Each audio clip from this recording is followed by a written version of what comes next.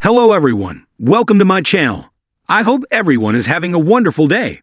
Before starting the video, please go ahead and hit the subscribe button and give this video a like up. The Young and the Restless, it turned out, was looking for someone new to play Jill Foster Abbott. The pivotal role Brenda Dixon had originated 14 years earlier, before passing it to Bon Gideon and Deborah Adair, later Kate, Days of Our Lives. The show hired the newly available Walton, who stepped into the role on June 22, 1987.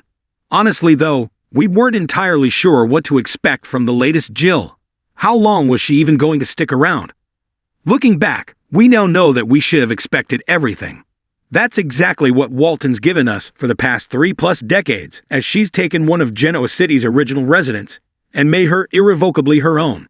By 1987, Jill had been through 5 marriages, was knee-deep in one of daytime's greatest feuds, Hey, Catherine, and had already schemed her way up from a manicurist to a titan of business.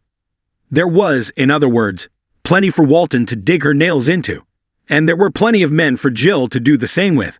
Though Jill's only been married 3 times in the past 34 years, to Rex Sterling, John Abbott, and that irredeemable scoundrel Colin Atkinson, it's safe to say that she's bedded half of Genoa City, at least half, and that's something the late great Gene Cooper, Catherine, loved to remind everyone of.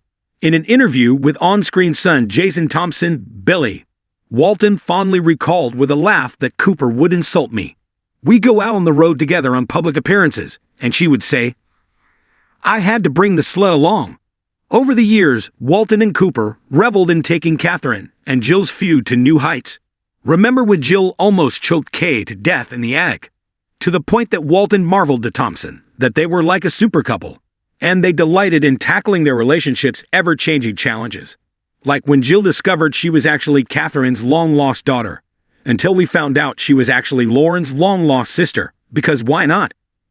But that's something Walton has always wowed us with, her ability to play the woman beneath the witchiness.